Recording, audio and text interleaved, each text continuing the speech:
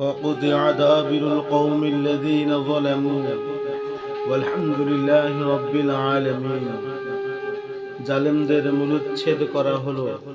সমস্ত প্রশংসা মহান আল্লাহ রাব্বুল আলামিনের, যিনি জগৎ সমূহের প্রতিপালক।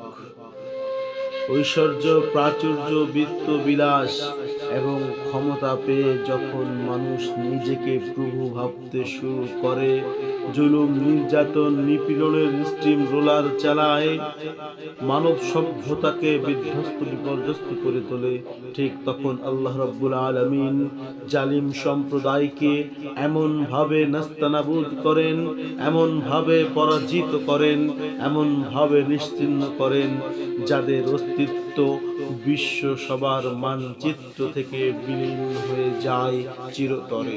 অতীতের আদ গোত্র, সামুদ গোত্র, হুদ গোত্র, লূত গোত্রের যে পরিণতি হয়েছে, সেই পরিণতি আমাদের চোখের সামনে জল জল করে জ্বলছে। সেই পরিণতি বরণ করতে হয়েছে আজকে এই আওয়ামী লীগকে। সুতরাং জুলুম, নির্যাতন, নিপীড়ন থেকে আমাদেরকে বেঁচে থাকতে হবে। ফাতিলকা বুয়ুতুহুম খাওয়িয়া বিমা যালামু, ওইগুলো হলো তাদের বাড়ি ঘর বিরান বিধ্বস্ত বিপর্যস্ত হয়েছে মানব জাতির উপর জুলুম করবার কারণে। জুলুম ভয়াবহ বড় একটি অপরাধ।